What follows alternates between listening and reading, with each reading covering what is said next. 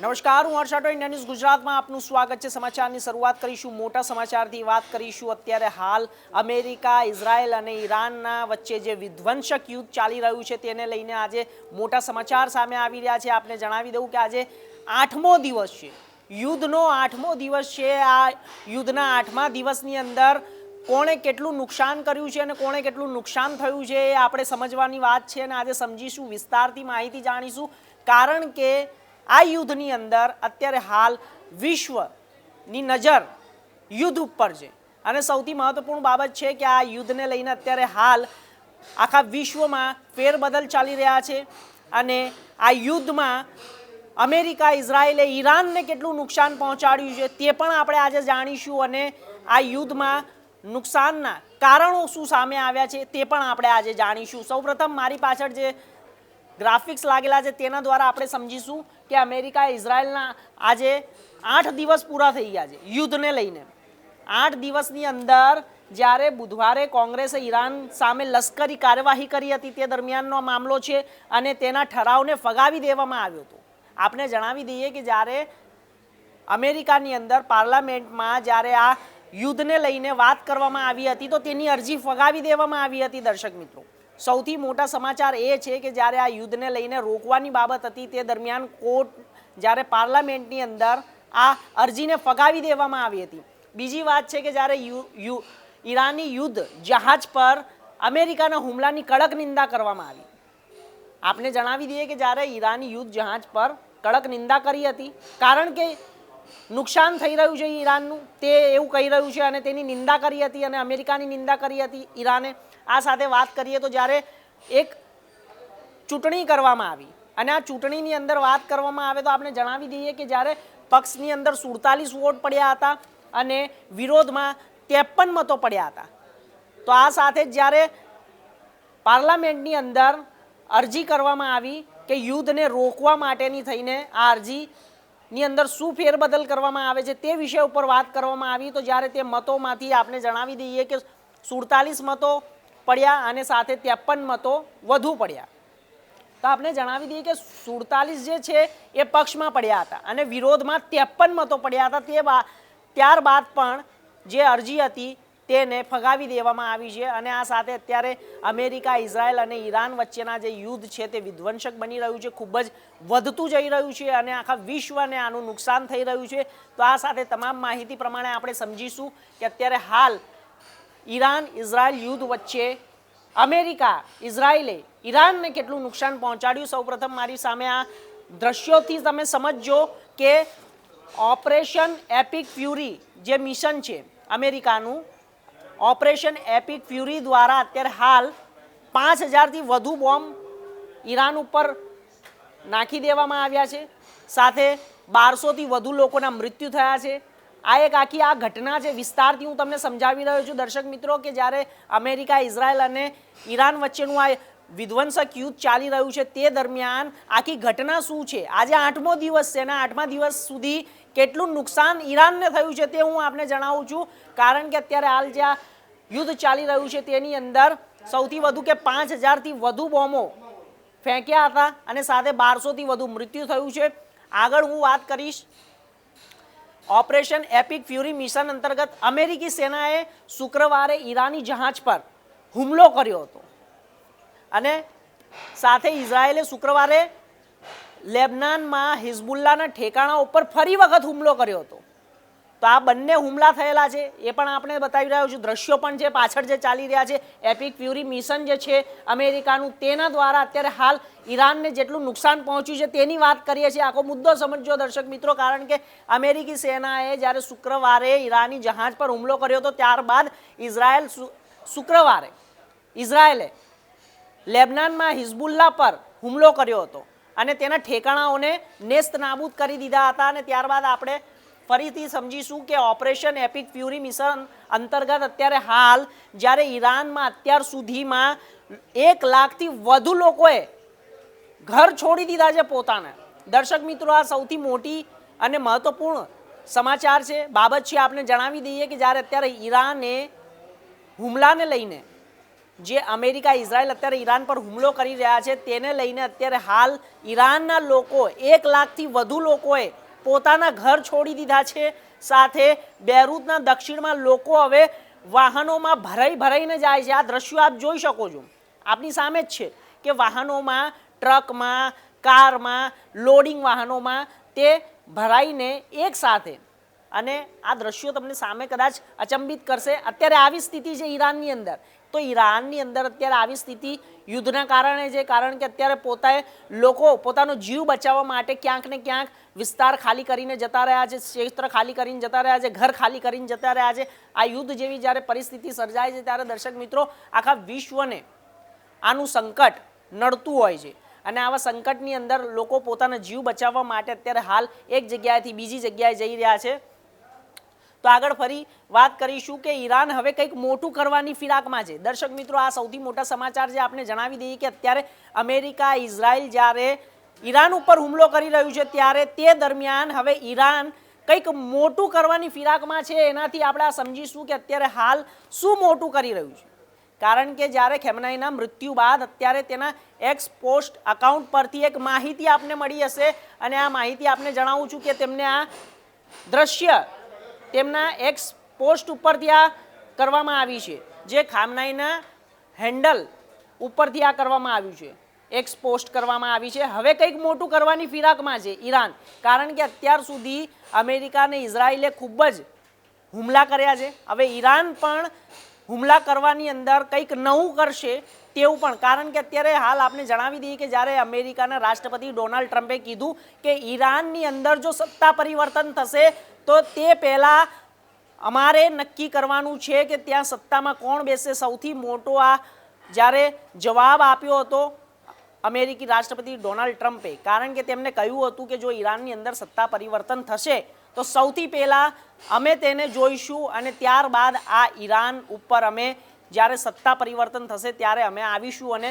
તેની દરેક જવાબદારી અમે લઈશું, અને ઈરાનને આગળ વધારવાની પણ જવાબદારી અમે લઈશું. પણ અત્યારે જે પણ કંઈ ફેરબદલ થશે તે અમારા થકી થવો જોઈએ તેવું રાષ્ટ્રપતિ ડોનાલ્ડ ટ્રમ્પે કીધું હતું. તો અત્યારે હાલ આપણે જણાવી દઈએ આગળની વાત કે હવે આપણે જણાવી દઈએ કે આ વચ્ચે એક નવો વળાંક આવ્યો છે. અમેરિકા, ઇઝરાયલ અને ઈરાનના યુદ્ધ વચ્ચે હવે એક નવો વળાંક આવ્યો છે કે જ્યારે હવે નવા વળાંકની વાત કરવામાં આવે તો રાજનીતિ ત્યાંની બદલાઈ છે. એટલા માટે બદલાઈ છે કારણ કે હવે તેમનું નામ ધીરે ધીરે એપ્સ્ટીન ફાઇલમાં ઉપર આવતું જતું થઈ રહ્યું છે. તો આ એક સૌથી મોટી બાબત છે અને મોટા સમાચાર છે. આપણે જણાવી દઈએ કે એપ્સ્ટીન ફાઇલ્સની અંદર અત્યારે ટ્રમ્પનું નામ અને શોષણનો આરોપ સામે આવ્યો છે, જે અત્યાર સુધી ફગાવી દેવામાં આવ્યું હતું, દબાવી દેવામાં આવ્યું હતું, પણ હવે સામે આવી રહ્યું છે. આ યુદ્ધ વચ્ચે, આખા યુદ્ધ વચ્ચે અત્યારે હાલ એપ્સ્ટીન ફાઇલની અંદર જ્યારે ડોનાલ્ડ ટ્રમ્પનું નામ હવે ઉપર આવતું દેખાઈ રહ્યું છે. આપણે જણાવી દઈએ કે નવા દસ્તાવેજોના ખુલાસા થયા છે. પહેલા અધિકારીઓએ જ્યારે ડુપ્લિકેટ ફાઇલ ગણાવીને તેને દબાવી દીધી હતી, કારણ કે અત્યારે હાલ યુદ્ધ વધી રહ્યું છે, તણાવની સ્થિતિ છે, આખું વિશ્વનું જ્યારે સંકટ ઘેરાયું છે, આખા વિશ્વ પર સંકટ ઘેરાયું છે, પરંતુ તેની વચ્ચે અત્યારે હાલ અમેરિકાના રાષ્ટ્રપતિ ડોનાલ્ડ ટ્રમ્પ પર ફરી વખત જ્યારે એપ્સ્ટીન ફાઇલનો મામલો ખુલ્યો છે, અને આ મામલો ખુલતાની સાથે જ તેમનું નામ સામે આવ્યું છે, ઉપર આવતું રહ્યું છે, અને શોષણનો આરોપ વધી રહ્યો છે. તો સૌથી પહેલાં જ્યારે આ આરોપ મૂકવામાં આવ્યો હતો ત્યારે તેને ડુપ્લિકેટ ફાઇલ ગણાવીને તેને ફગાવી દેવામાં આવી હતી. હવે આગળ વાત કરીશું કે ટ્રમ્પ પર ફાઇલ દબાવવાનો આરોપ છે. આપ સમજજો દર્શક મિત્રો, કારણ કે અત્યારે હાલ જે યુદ્ધ ચાલી રહ્યું છે તેની વચ્ચે આ નવો વળાંક છે, નવી રાજનીતિ સામે આવી રહી છે, અને સાથે સાથે જ નવી રાજનીતિની અંદર નવા જ્યારે ખુલાસા થઈ રહ્યા છે, આ ખુલાસામાં આરોપો લાગી રહ્યા છે, અને આરોપોમાં ડોનાલ્ડ ટ્રમ્પનું નામ ઉપર આવી રહ્યું છે, અને આ સાથે ટ્રમ્પ પર ફાઇલ દબાવવાનો આરોપ છે, કારણ કે તે રાષ્ટ્રપતિ છે એટલા માટે. પણ એવું નથી દર્શક મિત્રો, આપણે જણાવી દઈએ કે એપ્સ્ટીન ફાઇલમાં 38,000 વખત ટ્રમ્પનું નામ છે. બહુ મોટી બાબત છે દર્શક મિત્રો, કારણ કે એપ્સ્ટીન ફાઇલની અંદર એવા નવા ખુલાસા થયા છે, એવા વિડીયો અને ઇમેજીસ સામે આવ્યા છે જેને આપ પણ જોઈને ચોંકી જશો, કારણ કે જેફરી એપ્સ્ટીનની ફાઇલ છે તેની અંદર અત્યારે હાલ 38,000 વખત ડોનાલ્ડ ટ્રમ્પનું નામ છે. અને આ સાથે આપણે જણાવી દઈએ કે ફાઇલની અંદર હજુ નવા ખુલાસા થશે અને ખુલાસામાં શું સામે આવશે તે હવે જોવાનું રહેશે. આગળ વાત કરીશું આપણે કે ટ્રમ્પને આરોપોને ખોટા ગણાવ્યા. ટ્રમ્પ એવું કહી રહ્યા છે કે આરોપ ખોટા છે અને આરોપ ખોટા છે તેની સાથે હવે આખો મામલો આપણે સમજીશું કે જ્યારે 14 વર્ષની છોકરીએ પહેલી ફરિયાદ કરી હતી અને આ પણ સાચી બાબત છે કે જ્યારે 14 વર્ષની છોકરીએ પહેલી વખત ફરિયાદ કરી હતી, ડોનાલ્ડ ટ્રમ્પ વિરુદ્ધ ફરિયાદ કરી હતી, શોષણનો મામલો છે અને આ શોષણના મામલાની અંદર એપ્સ્ટીન ફાઇલની અંદર અત્યારે હાલ 38,000 વખત ડોનાલ્ડ ટ્રમ્પનું નામ આવી ગયું છે. અને આ સાથે આપણે એ પણ જણાવીએ કે 14 વર્ષની એક છોકરીએ ફરિયાદ કરી હતી. આગળ સમજીશું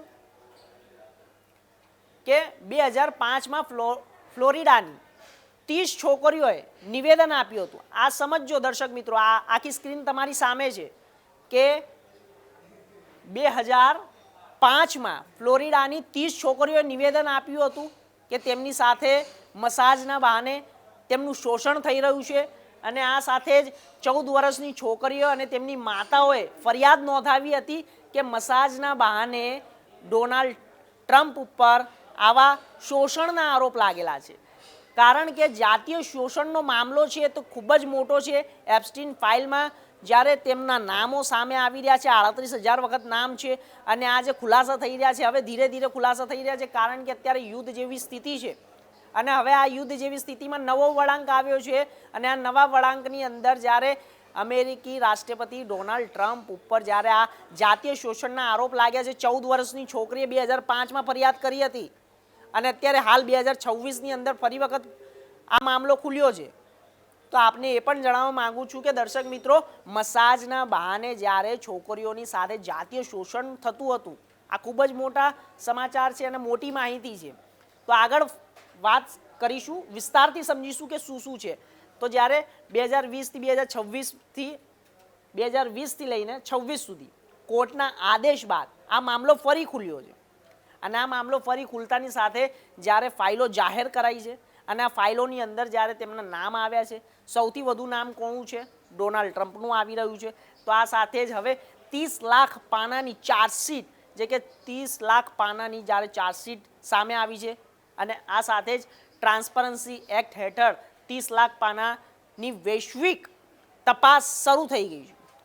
દર્શક મિત્રો, આ ખૂબ જ મોટી માહિતી છે કારણ કે અત્યારે હાલ જે સ્થિતિ સર્જાઈ રહી છે વિશ્વની અંદર અને એ વચ્ચે અત્યારે નવા વળાંકની વાત કરવામાં આવે તો જ્યારે હવે આ ફાઇલો ખુલાસા કરી રહી છે ધીરે ધીરે, હજુ નવું ખુલવાનું બાકી છે, શું શું છે તેની અંદર તે હજુ જાણવા મળશે આપણને. હવે આગળ વાત કરીશું આપણે કે જે અત્યારે સંકટ ઊભું થઈ રહ્યું છે દેશમાં યુદ્ધને લઈને, અમેરિકા, ઇઝરાયલ અને ઈરાનના યુદ્ધને લઈને જે સંકટ ઊભું થઈ રહ્યું છે તે હવે અત્યારે હાલ આખા વિશ્વમાં દેખાઈ રહ્યું છે અને આ વિશ્વમાં દેખાઈ રહ્યું છે ત્યારે સાથે હવે એલપીજીના જે સિલિન્ડર છે તેના અંદર ભાવમાં વધારો કરી દેવામાં આવ્યો છે. દર્શક મિત્રો, તો અત્યારે હાલ ગૃહિણીઓનું બજેટ ખોરવાઈ ગયું છે કારણ કે જ્યારે આવી પરિસ્થિતિ આવતી હોય છે, તણાવની પરિસ્થિતિ આવતી હોય છે, તે દરમિયાન વિશ્વને પણ નુકસાન થાય છે, આર્થિક પરિસ્થિતિ પણ ઝેલવી પડતી હોય છે અને આ સાથે વેપારને પણ નુકસાન થાય છે. પરંતુ આપણે જણાવી દઈએ કે જ્યારે ઘરેલું સિલિન્ડરના ભાવમાં 60 રૂપિયાનો વધારો ઝીકાઈ ગયો છે.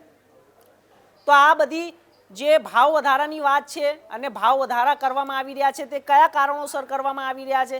કારણ કે આ એટલા માટે કરવામાં આવી રહ્યા છે કારણ કે અત્યારે હાલ જે દેશની અંદર પરિસ્થિતિ સર્જાઈ છે તેના લઈને અત્યારે હાલ જે 60 રૂપિયાનો વધારો કરવામાં આવ્યો છે ઘરેલું ગેસ સિલિન્ડર છે, એલપીજીની અંદર લિક્વિડ પેટ્રોલિયમ ગેસ એલપીજી, તેની અંદર વધારો કરી દેવામાં આવ્યો છે.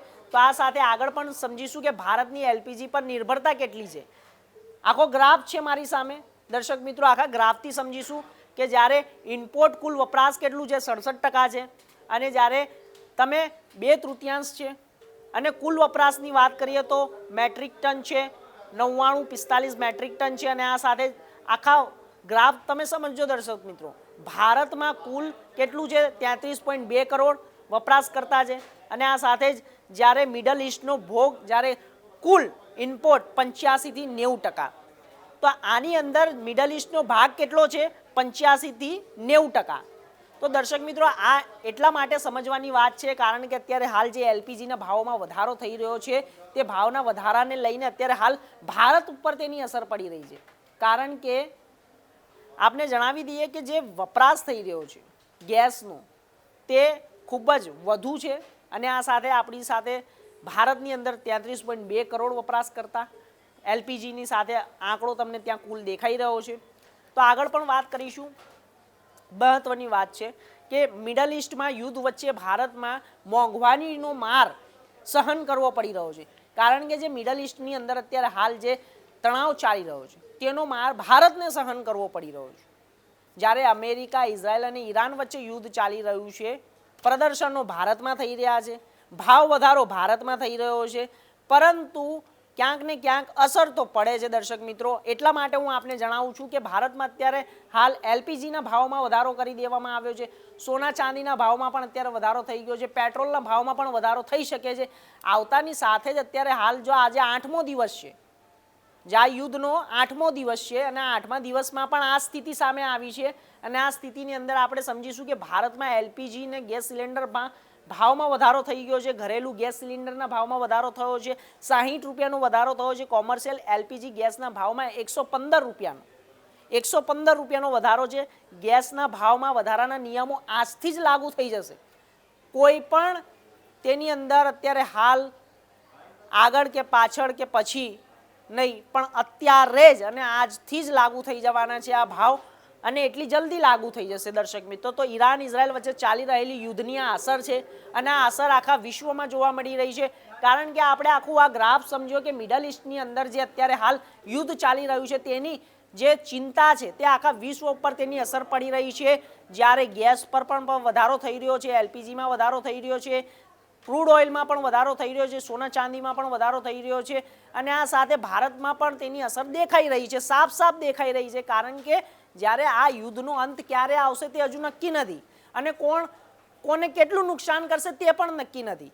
અને એ વચ્ચે અત્યારે હાલ અમેરિકાની અંદર જે રાજનીતિ છે તેની અંદર પણ પરિવર્તન આવ્યું છે, કારણ કે આ યુદ્ધની વચ્ચે એપ્સ્ટીન ફાઇલના અનેક નવા ખુલાસાઓ સામે આવ્યા છે અને ડોનાલ્ડ ટ્રમ્પનું જ્યારે 38,000 વખત નામ આવ્યું છે દર્શક મિત્રો, ખૂબ મોટી બાબત છે. પરંતુ આ બધાની વચ્ચે ભારતને ભોગવવું પડે છે નુકસાન, કારણ કે આ બધી જ જે બાબતો છે તે બાબતને લઈને અત્યારે હાલ વિશ્વની અંદર જે ચાલી રહેલી આ યુદ્ધની સ્થિતિ છે તે ક્યારે શાંત થશે તે હજુ સમય આવનારો બતાવશે. પરંતુ હું આપને જણાવી દઉં કે આ યુદ્ધ જે અત્યારે થઈ રહ્યું છે તે યુદ્ધ ઇપિક ફ્યુરી જે મિશન છે અમેરિકાનું તે અંતર્ગત કરવામાં આવી રહ્યું છે અને આ સાથે જ હવે અમેરિકી રાષ્ટ્રપતિ ડોનાલ્ડ ટ્રમ્પ કહી રહ્યા છે કે ઈરાન પર હવે કબજો અમારો હશે, સત્તા અમારી હશે.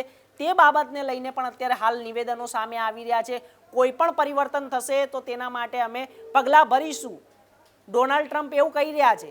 પરંતુ અમને ઈરાન જોઈએ છે અને ઈરાન ઉપર તે કબજો કરવા માંગે છે અને આ સાથે જ અત્યારે હાલ જે મેં તમને બધી બાબતો સમજાવી, ગ્રાફથી સમજાવી, એ સમજવા જેવી બાબતો છે. આવનારા સમયની અંદર આ ત્રીજા વિશ્વ યુદ્ધની આહટ છે, પરંતુ હાલ એવું ન કહી શકાય, કારણ કે અત્યારે હાલ જે બે દેશો વચ્ચે ચાલી રહ્યું છે તે દેશોમાં અત્યારે સામાન્ય નાગરિકોને ભોગવવું પડે છે.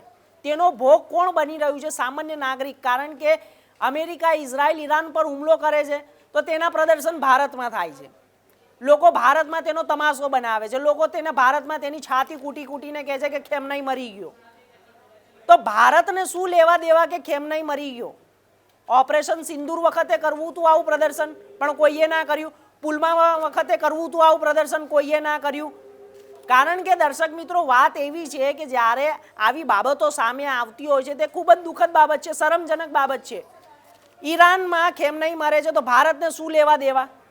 કારણ કે ભારત અત્યારે હાલ વિશ્વગુરુ તરફ આગળ વધી રહ્યું છે, તે તેનું કામ કરી રહ્યું છે અને આ સાથે અફવાઓથી સાવધાન રહેવું, કારણ કે અફવાઓ ખૂબ જ ફેલાઈ રહી છે. અને આ સાથે જ સમાચારોમાં હાલ બસ અત્યારે આટલું જ. દેશ દુનિયાના તમામ સમાચાર માટે જોતા રહો ઇન્ડિયા ન્યૂઝ ગુજરાત. નમસ્કાર.